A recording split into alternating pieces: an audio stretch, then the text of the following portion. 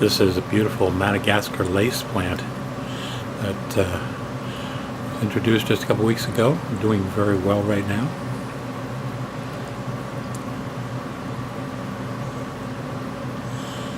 Nice Amazon sword plant, often overtaken by dark algae, by trimming the leaves, keeping it healthy.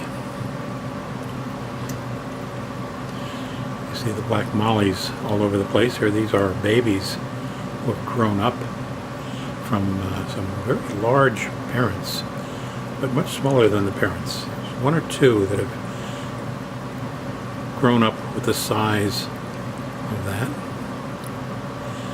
And what you see here is our growing population of angelfish. 9 to be exact right now. And the ones that have been here the longest are getting to be pretty big. As you can see from these 3. There goes number 4. Get some idea what we're talking about here. A calico one over here. Truly beautiful. And all doing very well. We lost one last week, and Pam went out and replaced it with 2 small ones, as you can see right here. Oops, going to the back. Black one chasing it back there. Beautiful finnage, as you can see here. Look at those fins and that tail. And there's that small new one right there. And hopefully will grow to match some of the others.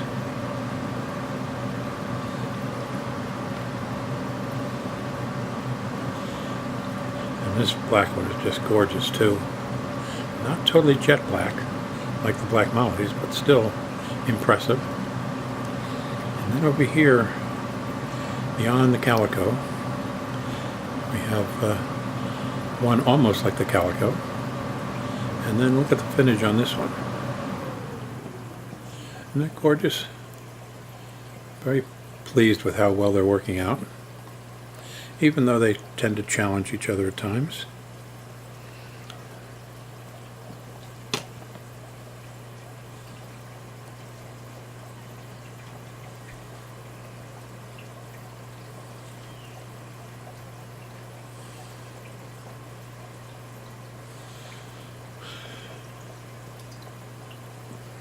Lots of small catfish in here too.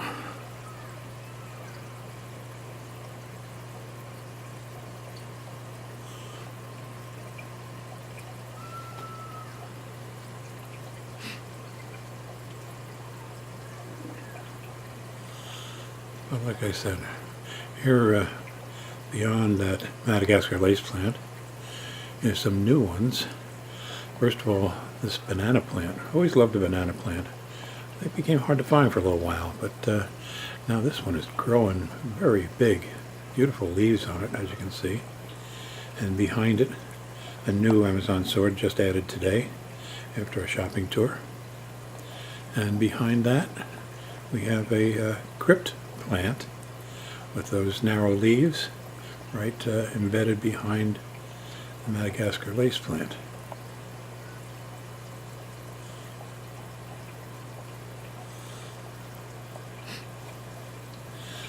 Many hours of watching enjoyment as these fish thrive and change. And I think what I'm going to do is put together a movie of the movies over the years, because this tank looks very different from time to time based on the evolution of the plants and fish dying off and being replaced and so forth and so on. But like I said, it's become an angelfish tank, as you can see from the many angels here. 9 altogether, as I think I've said. There's 1, 2, 3, 4, 5, 6 big ones. A little one up there to the left of the black one, 7. And 2 more someplace out of sight right now.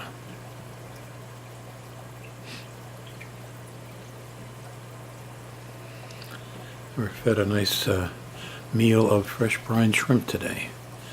We're over at the Hidden Reef Aquarium store over in Pennsylvania, in Bristol, Pennsylvania area. And a lot of selection there. Did pick up 2 clown loaches, which are in the corner tank. This is the bow tank you're looking at right now. I'll show you that in a minute.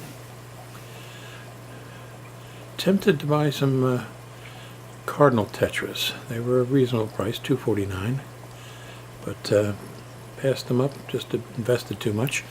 And what you don't see here is the large Plecostomus that has grown from a baby into a full-size 18-inch long monster.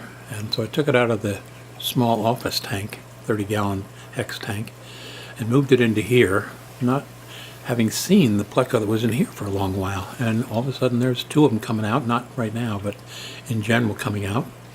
And hopefully they'll get some of that algae that you see on the back fixtures there, clean it up like the one did in the office tank. So yes, just today went out and bought a nice new baby pleco, probably about 1.5 inches long, and give it a couple months, maybe a year or so, it'll be back and have to be moved out here. And then eventually they get so big, give them to Ray, who's got a big tank where he keeps a pleco or 2 when they get up into the 20+ inch range and can barely turn around in some of his tanks, even though they're large tanks.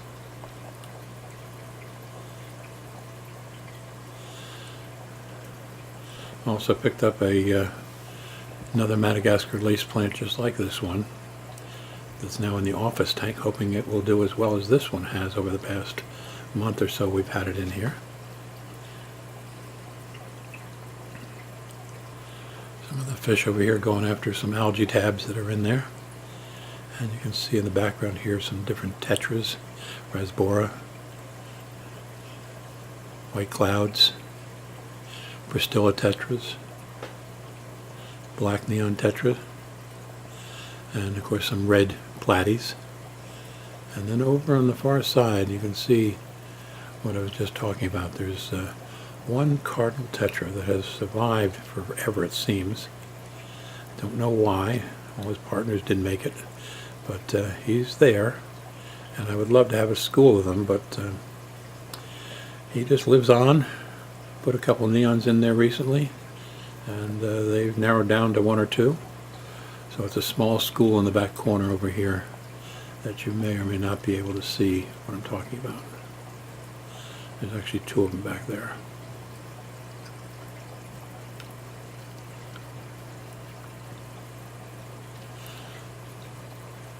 Anyway, just to give you a quick update on what's been going on here on February 2016, as the angelfish continue to get big and have eventually taken over this tank. It's funny, I was telling the woman at the fish store just today how as a young hobbyist I was enamored with having read about the Madagascar lace plants but never having seen one. And when I was down in Virginia back in the early 70s, 1970s, our local store got hold of one and I bought it, and in a tank this size it took over the tank. It was actually as big as this tank is, from the gravel all the way up to the top, and for about a year, probably had about 20, 25, 30 leaves on it, and it was that tall. Those leaves did beautifully, and then it went through its cycle. It's an annual plant, and I tried to preserve it in the refrigerator like they described, but that didn't really do anything. But that was a high point of my plant growing experiences. And so with that, I'll leave you just to enjoy.